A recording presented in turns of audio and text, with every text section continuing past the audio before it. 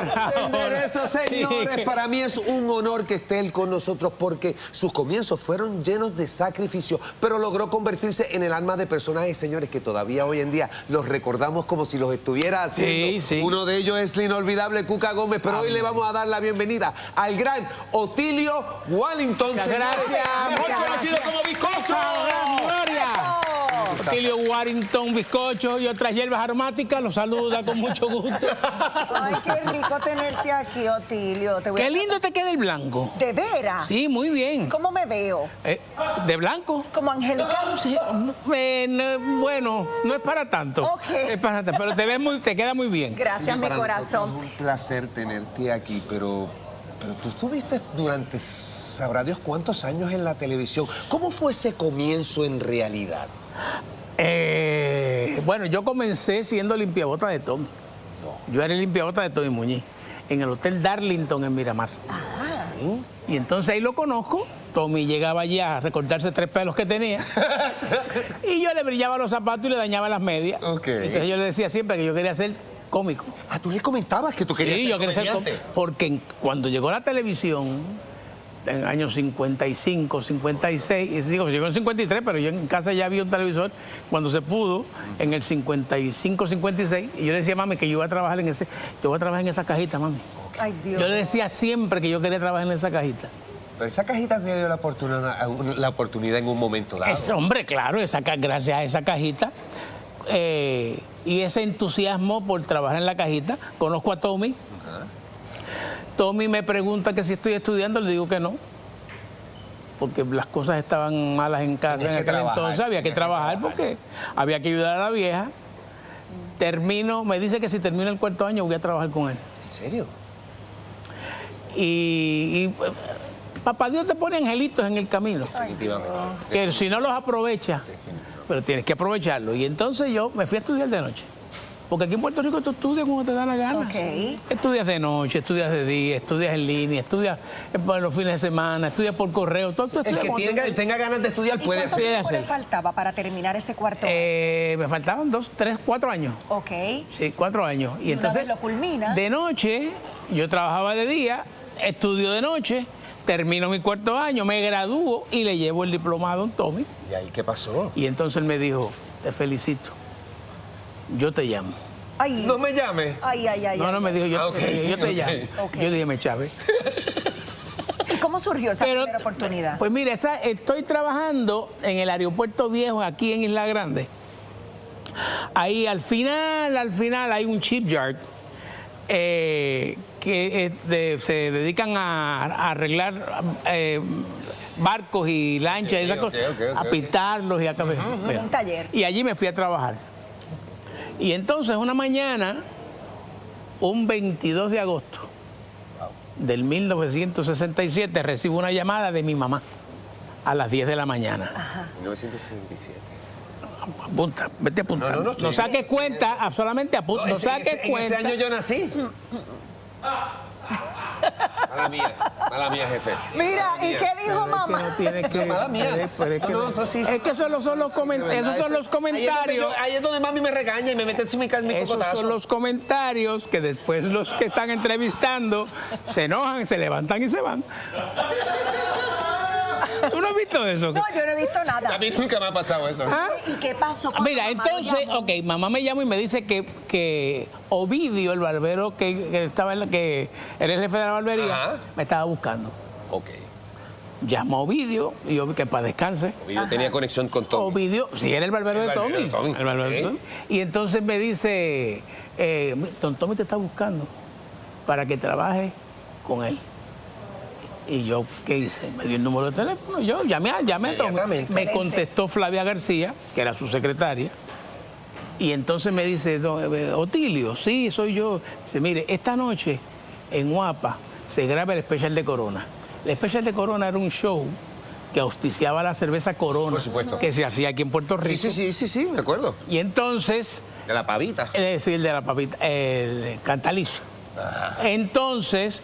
me dice, tiene que estar a las 6 de la tarde en Guapa, con un uniforme de soldado, bien planchadito, allí para que trabaje. Y usted dijo, ¿de dónde saco yo eso ahora, bendito Dios? Hermana, papá Dios te lo pone todo en las manos. Qué bello. Cogí del petty cash de la compañía, pedí que me prestaran $50. Me fui al Army Store allí en la calle, en las cerras abajo. Ajá, ¿y conseguiste un uniforme? Hombre, claro, un uniforme. Se lo llevé a Segurita, sastre. Para que te lo pusiera nítido. Claro, me lo puso, me lo fileteó. Fui a casa, me bañé y me vestí. Y a las 3 de la tarde estaba yo en el portón de Guapa. Y desde ese día, para siempre continuó en la sala. A las 6 de la tarde llega José Miguel Agreló en su carro, que él salía de la hora del tapón. Y para el carro, me ve. Y dice, mira, tú eres el que vas a sustituir a Agreló.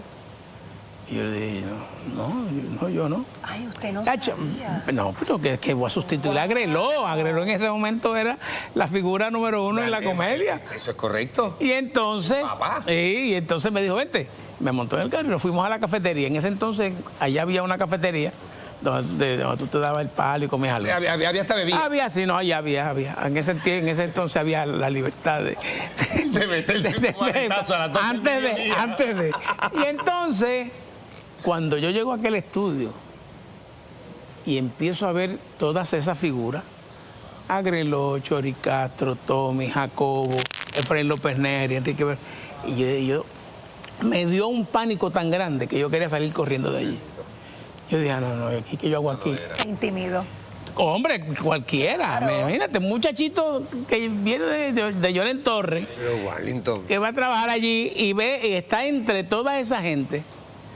Y esa gente yo le tengo que agradecer, le agradeceré toda la vida. Qué lindo. El cariño, el amor con el que me recibieron, me hicieron parte de su familia, me dieron cariño, me dieron comprensión, me dieron muchos consejos que muchos los apliqué durante la vida.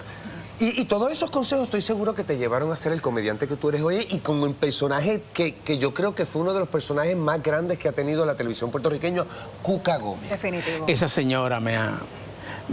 ¿Cómo nace ese personaje? ¿Ah? ¿Cómo nace ese personaje? Ese personaje nace, mírala, Dios mío santo. Me acuerdo de verte en los cacucómicos como si estuviera ahora mismo sentado en la sala de mi casa. Eso es así. Ese personaje nace un día, Telemundo quiere hacer, estoy mencionando los canales, no pasa nada, papá. Pero no sé cómo son. Tú sabes que esta es nuestra historia, así que venga. Sí, entonces pues le dice a Paquito que quieran hacer un programa de comedia con los comediantes de Telemundo y que quería se llamara Cacucómicos. Paquito me llama, me dice, Bizcocho, ¿tú te atreves a ser una mujer? Y en aquel momento uno estaba que expulgaba un mono. Claro. La situación. Estaba apretada la cosa. Hombre, muchacho. Le dije, Paquito, no tan solo te hago una mujer, te hago hacer una abuela, si quieres, a la vez. Junta. Sí, junta. Y te hago el abuelo también para que lo tengas. ¿Y en qué se inspiró? Pues mira, Paco me dijo que en ese momento, en aquel entonces, estaban todas las figuras de novela porque se hacían todas las novelas en vivo aquí en Puerto Rico. Definitivamente. Y cada figura de novela tenía un estilista. Ok. El estilista.